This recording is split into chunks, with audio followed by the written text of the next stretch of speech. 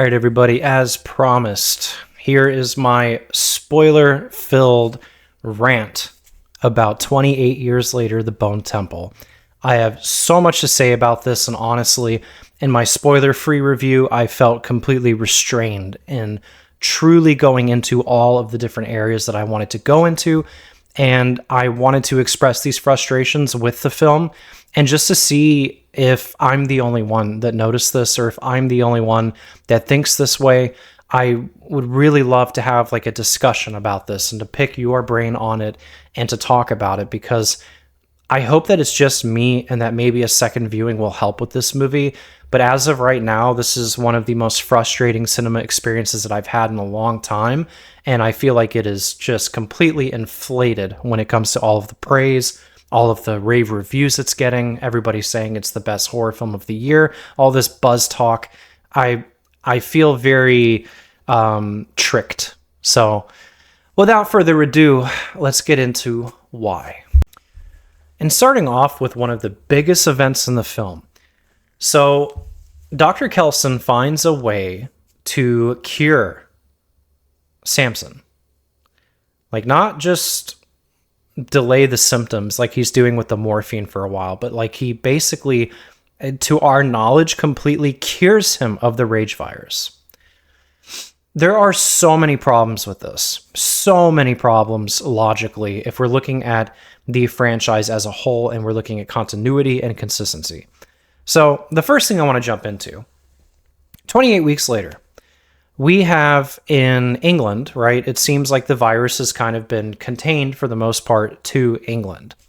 And we also have that kind of followed up in 28 years later when we have the character of Eric, who comes in and he's from Sweden and he's talking about things like delivery drivers, and he's talking about ordering things online.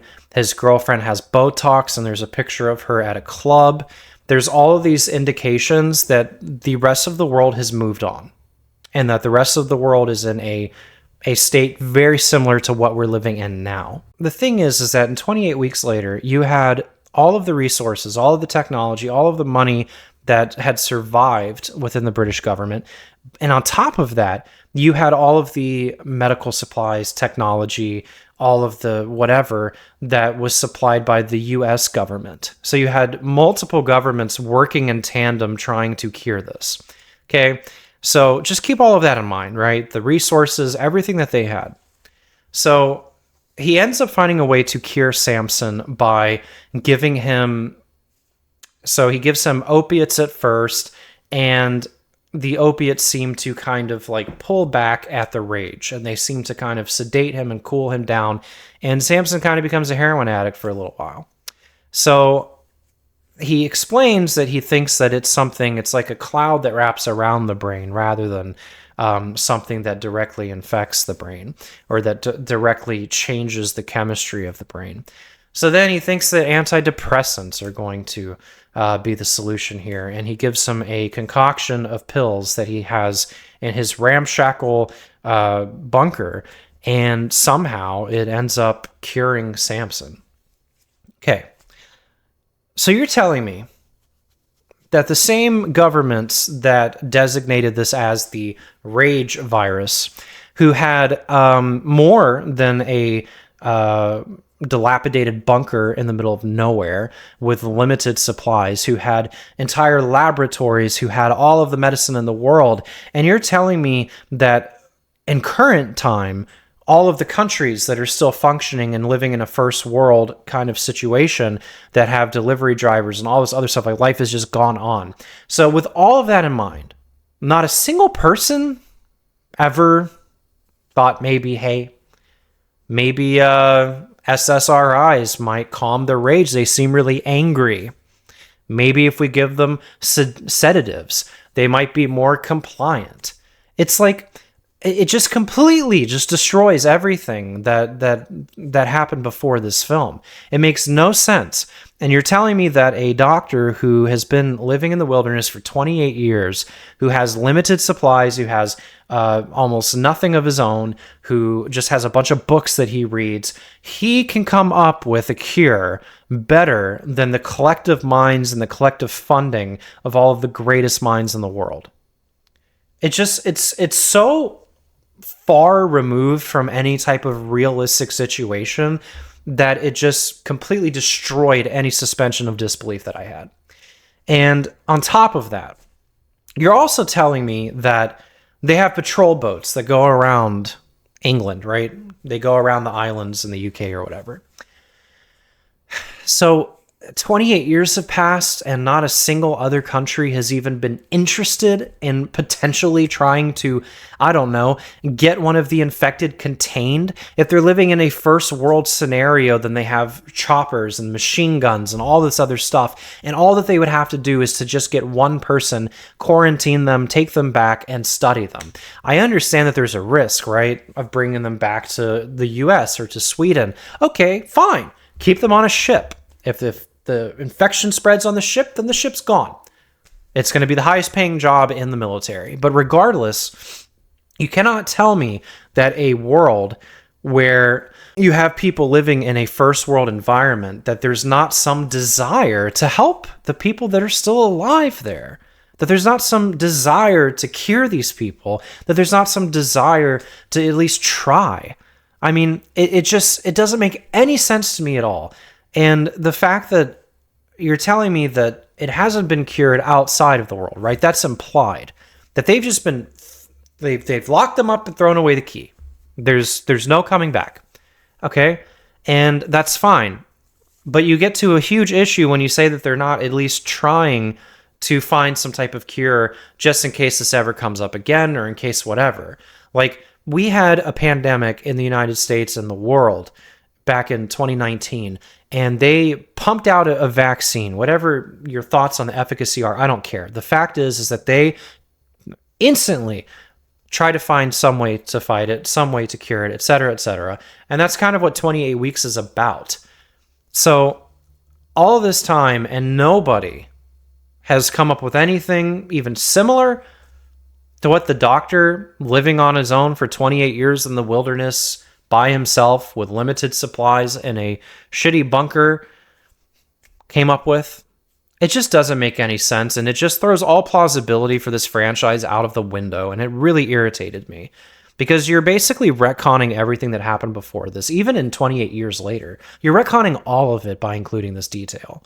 So I found that just incredibly unbelievable. It took me completely out of the film, and from that moment on, I was totally checked out. Just completely checked out. Okay, and back on the whole Samson thing, okay? We get the view from him where he sees a human and he sees them as a monster. Somebody that's not infected, right? And you get this idea that that's what the infected see. Cool. But when he gets cured and he's on a train, he speaks and all of the infected attack him and he fights them off. It doesn't make any sense. And the reason why is because if he is still technically a carrier of the virus, even if he doesn't have symptoms, then they would not see him as a human. They would see him as one of them if he still had the virus. So that doesn't hold up. Okay. If he's completely cured, entirely, is not infected at all anymore due to, I'm guessing, antidepressants or whatever, or tranquilizers, whatever he took. And if he's completely human now, then wouldn't he just get reinfected? I mean, if you get the flu, right, and then you get over it, and then you have somebody that also has the flu get their snot and drool and everything all over you, good chances are you might get it. You might get it again. So yeah, it doesn't hold up under scrutiny. It doesn't really make sense to me that he would either the other infected would attack him despite him still having the virus but not having the symptoms, And then B, if he is completely cured and human, that he wouldn't get infected all over again. It just doesn't hold up under scrutiny. Another big issue that I had with this film is the plots. And I say plots in plural because it is two different plots.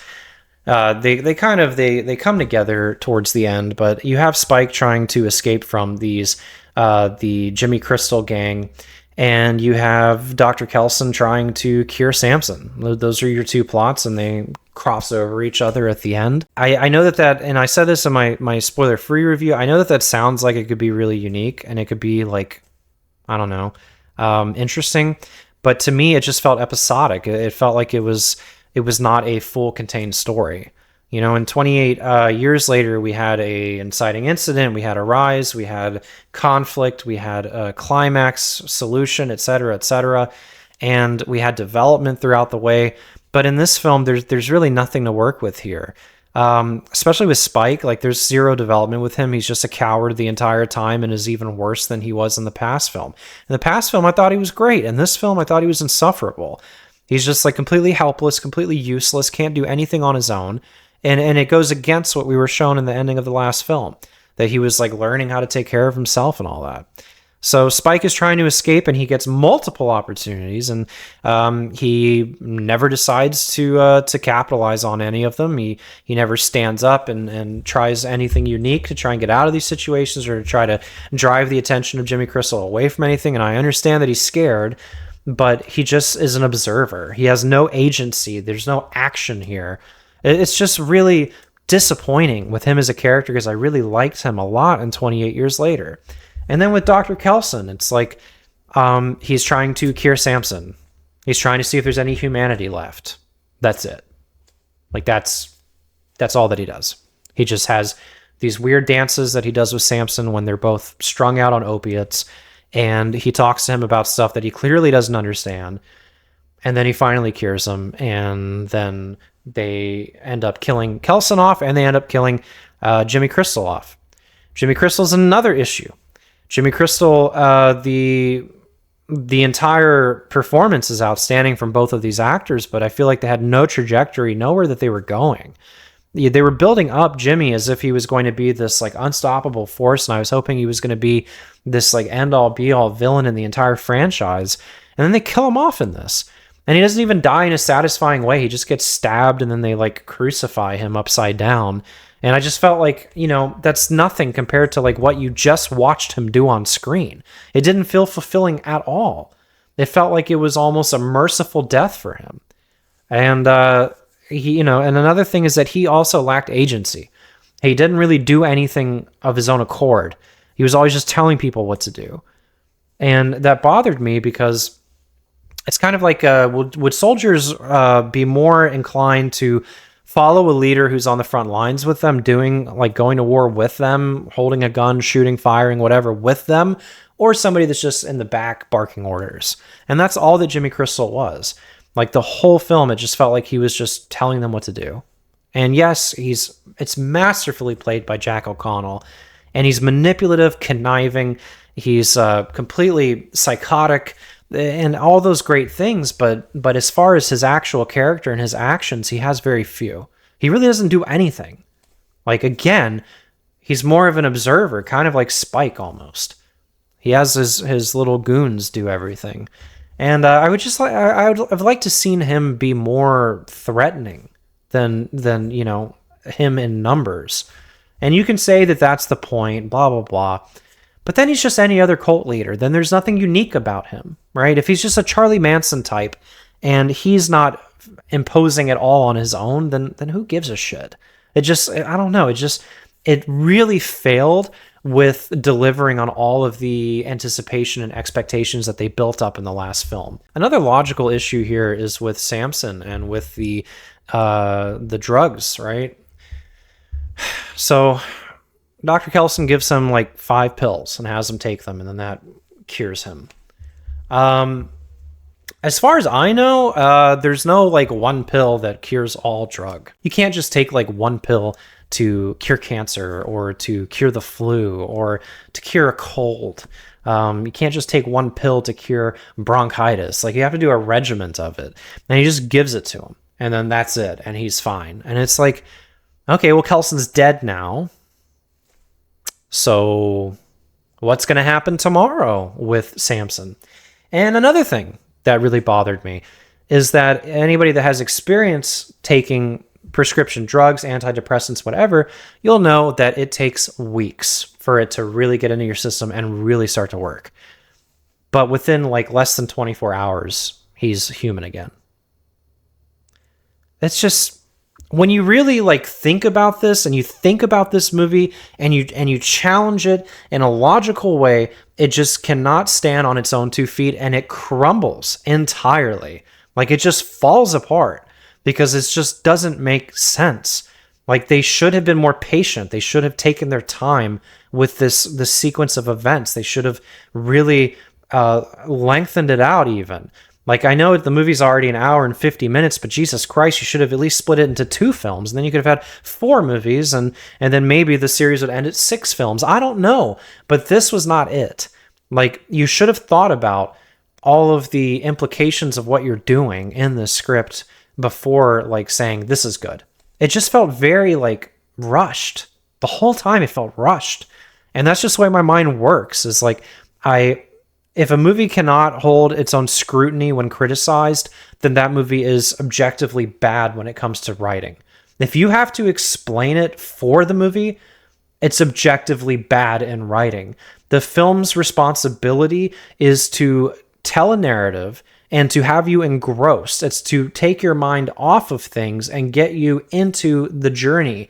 And if the entire time you're picking out plot hole, or even if you just think of something critically and you're like, well, that doesn't really hold up, the movie's failed. Like, that script has failed in that aspect, and that's just a fact. Like, it has failed. So it's really disappointing because Alex Garland is so talented, and pretty much any of his other films, I can look at them and I can watch them, and it's very difficult for me to find like truly major plot holes like this. Another thing that really bothered me in this movie as well is there's a scene where I think her name was Jemima, I think. She's one of the Jimmies. And it's the torture scene, the overly gratuitous scene that was really shocking. I don't really have a lot of problems with like what happens in that scene. I did think it was a little over the top, but it wasn't like a huge grievance for me. I was like, whatever, they're just going for shock value. But there's a certain part in here where this woman that's hiding up in the rafters throws like a hook into the back of Jemima's head when she's about to torture her baby daddy. Okay, this like really frustrated me because it goes into the back of her head. You don't know that happened yet, but she's like leaning over him, and you hear this sound, like this clunk, and she just starts speaking gibberish. And this is an extended sequence that lasts for probably 30 to 45 seconds, where she's just laying on top of him, just talking gibberish. She's obviously been hit by something. Okay? And the issue in here is that all of the Jimmies are all around, and they're all watching. And this happens. Like, she's laying on top of him, talking in gibberish for literally almost a minute. And nobody intervenes. None of the other Jimmies like say anything or do anything. So you're left to assume that they all just stand there and just stare. Like, it was just an excuse for her to get this weird acting monologue gibberish off and to make it feel more dramatic.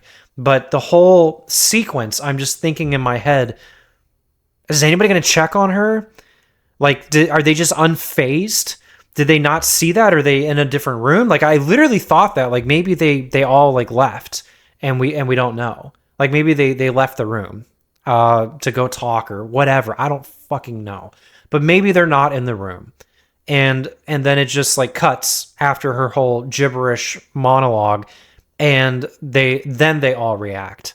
And it's like, dude, it frustrated me so much because I just hate it when movies do that, where they take they prioritize the drama of a moment over the immersion of the narrative. And it just completely took me out of it. And it felt amateurish. It felt lazy. It felt like something that you would see like on a Sci-Fi Channel movie. And yeah, that really pissed me off. And I'm interested to know if anybody else noticed that. And last but not least, the finale of the film, Dr. Kelson goes and he wants to convince the Jimmies in the gang, not Jimmy Crystal, but the other ones. He wants to convince them that he's Saint Nick or Sir Nick or whatever it is. He convinced them that he's Satan. Okay.